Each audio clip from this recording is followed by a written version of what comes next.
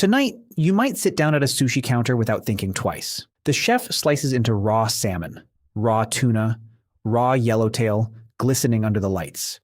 You eat it immediately. No hesitation, maybe even excitement. Now picture the same counter, except instead of fish, the chef slices into raw chicken breast and sets it in front of you. Your stomach turns. Every instinct in your body says no. But why?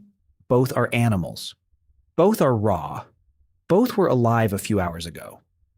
Why does your brain treat one as a delicacy and the other as a threat? It isn't even universal. Somewhere else in the world, someone is confidently eating raw beef and would never dream of touching raw fish. Your certainty is a lot more local than it feels. The real answer is far stranger than fish is clean and meat is dirty. It has almost nothing to do with cleanliness at all. It has to do with a number most people never think about, the internal body temperature of the animal you're about to eat. Here's the part nobody explains at the sushi counter. Bacteria don't attack you at random. They evolved to survive inside a very specific range of heat, and outside that range, most of them struggle to even function. A cow's internal body temperature sits close to 38.6 degrees Celsius. A chicken runs even hotter, close to 41 degrees. Your body runs at roughly 37 degrees. That gap is small. Almost nothing, really. So the bacteria living comfortably inside a cow's intestines or on a chicken's skin are already fine-tuned to survive at a temperature nearly identical to yours. Salmonella, Campylobacter, certain dangerous strains of E. coli. These organisms didn't have to adapt to invade you. They were already living at your temperature before they ever left the animal. Your gut is barely a change of address for them. Fish are different. Almost all of them are ectothermic, meaning their internal temperature simply matches the water around them. A salmon in the open ocean might sit at 10 or 15 degrees Celsius. Some cold water species run even lower. The bacteria that thrive on a fish's skin or inside its gut are adapted to that cold, watery world. When those same bacteria suddenly land inside a 37-degree human body, most of them are outside their comfort zone. Many simply can't multiply fast enough to make you sick before your immune system, and the acid already sitting in your stomach deals with them. Not zero risk, just a smaller head start. There's a second gate working in your favor too.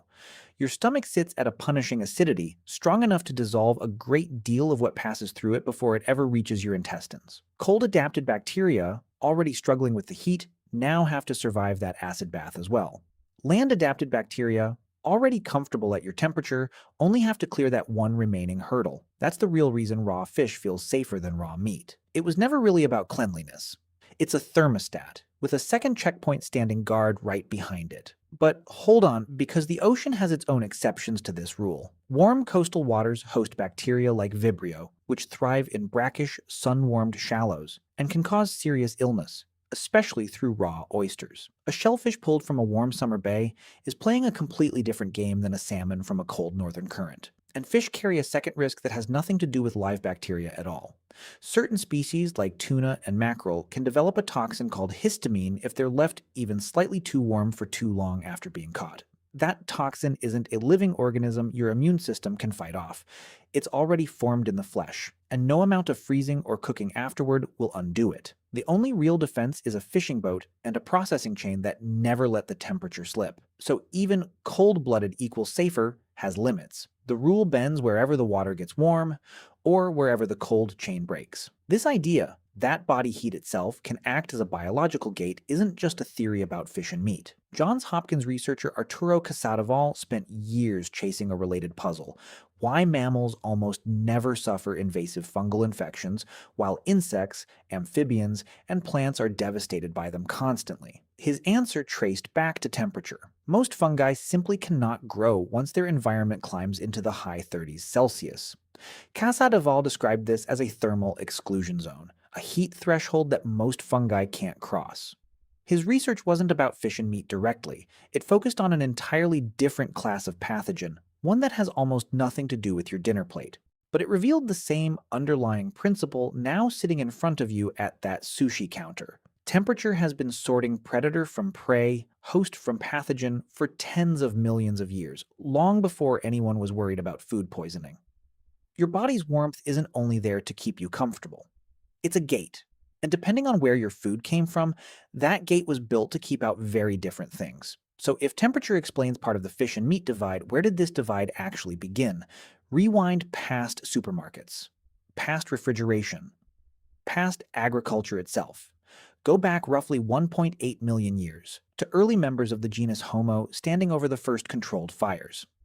Harvard biological anthropologist Richard Wrangham built an entire theory around this moment, known as the cooking hypothesis. His argument: cooking wasn't a lifestyle upgrade, it was a survival necessity that reshaped the human body itself. Raw meat from land animals is tough, dense, and loaded with bacteria adapted to mammalian body heat. Chewing it took hours. Digesting it cost enormous energy. Eating it raw meant a real, repeated risk of infection with every single meal. Fire solved several problems at once. It broke down muscle fiber, made calories easier to extract, and killed off many of the pathogens that made raw land meat so dangerous. Wrangham's theory goes even further. Cooked food may have freed up so much digestive energy that it helped fuel the growth of the human brain itself. A smaller gut costs less to run. A bigger brain costs more. Smaller guts, bigger brains, both in his telling Downstream of Fire. Look at the skeleton of an early cooking era human, and you can see the trade almost written into the bones. Jaws grew smaller, teeth grew smaller. The rib cage, which once had to make room for a long, energy-hungry gut built for grinding through raw, fibrous, bacteria-laden food, narrowed over time. Every ounce of tissue the body no longer had to maintain was an ounce of energy available for something else. But here's the detail most retellings of this story leave out. Coastal and riverside populations didn't need fire nearly as urgently, at least not for everything they pulled from the water.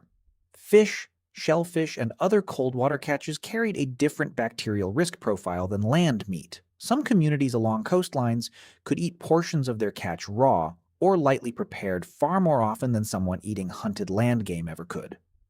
Two branches of the same species developing two very different relationships with raw food, shaped by the same invisible variable, the body heat of whatever they were eating. That ancient split never fully closed. You're still living inside it every time you choose between sushi and a burger. Now, walk that story forward all the way to 19th century Japan, because even here, the raw fish is naturally safe idea starts to crack.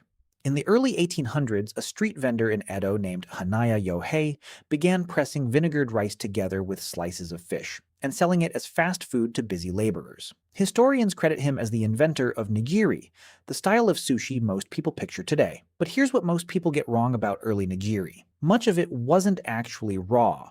Without refrigeration, Edo period chefs marinated fish in soy sauce, simmered it, salted it, or cured it in vinegar. Specific techniques used precisely because untreated raw fish sitting out in the heat of a street stall was not considered safe. Even fatty cuts of tuna, the kind prized above everything else today, were treated with suspicion back then. Fat spoils faster than lean flesh without refrigeration, so for generations it was considered a lesser, riskier cut, often discarded while the leaner, easier to preserve meat was marinated and served instead. Genuinely raw, untreated fish, the kind you eat at a sushi counter tonight, only became common much later, once ice and eventually mechanical refrigeration made it possible to keep fish cold from ocean to plate. In other words, the purity of raw sushi is not ancient. It's a relatively modern achievement, built entirely on cold chain technology. And even with refrigeration, raw fish still wasn't automatically safe. It took one uncomfortable medical mystery to prove it. In 1960, a Dutch physician named Peter van Thiel began investigating a wave of patients suffering sudden, violent abdominal pain, the cause traced back to a beloved regional dish, lightly salted raw herring. Van Thiel identified a nematode worm living inside the fish, a parasite now known as Anisakis. Swallowed alive, it can burrow directly into the wall of the human stomach or intestine. His discovery was disturbing enough that by 1968, the Netherlands passed a law requiring certain fish to be frozen before it could legally be sold raw. That single law is the ancestor of a rule still protecting you tonight. Modern food safety codes, including the ones sushi restaurants around the world follow, require fish intended to be eaten raw to first be frozen at specific low temperatures for a set period of time.